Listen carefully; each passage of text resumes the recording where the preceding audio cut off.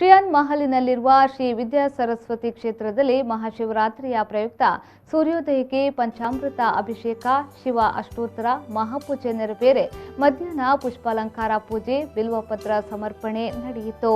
ಪ್ರತಿ ವರ್ಷದಂತೆ ಈ ವರ್ಷವೂ ಸಾಯಂಕಾಲ ಸೂರ್ಯಾಸ್ತಮದ ಶುಭಗಳಿಗೆಯಲ್ಲಿ 1080 ಬಾರಿ ಶಿವ ಪಂಚಾಕ್ಷರಿ ಜಪ, ಧರ್ಮ ರಕ್ಷಣೆ, ಮಗುವಿರ ವೇದಿಕೆ ಹಾಗೂ ವಿದ್ಯಾ ಸರಸ್ವತಿ ಸಾಂಸ್ಕೃತಿಕ ವೇದಿಕೆಯ ಮಹಿಳೆಯರಿಂದ ಜಂಟಿ ಆಶ್ರಯದಲ್ಲಿ ನೆರವೇರಿತು.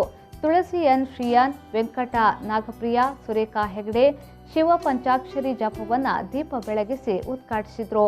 ಪೂಜಾ ವಿಧಿವಿಧಾನವನ್ನು ಪ್ರಧಾನ ಅರ್ಚಕ ನವೀನ್ ಚಂದ್ರ ಶ್ರೀಯಾನ್, ಸಹ ಅರ್ಚಕ ನಿಖಿತಾ ಎನ್ ಶ್ರೀಯಾನ್ ನೆರವೇರಿಸಿದರು.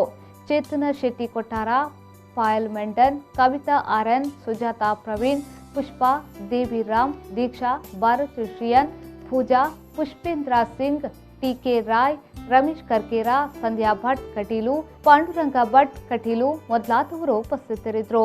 ಶಿವರಾತ್ರಿಯ ಮಹತ್ವದ ಬಗ್ಗೆ ಪ್ರಧಾನ ಅರ್ಚಕರಾದ ನವೀನ್ ಚಂದ್ರ ಶ್ರೀಯಾನ್ ಭಕ್ತಾದಿಗಳಿಗೆ ತಿಳಿಸಿದರು.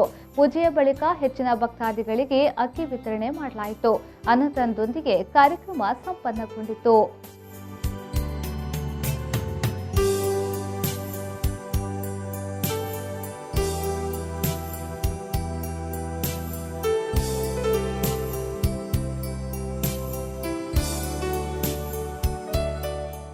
ಬ್ಯೂರೋ ರಿಪೋರ್ಟ್, ವಿ4 ನ್ಯೂಸ್, ಮಂಗಳೂರು.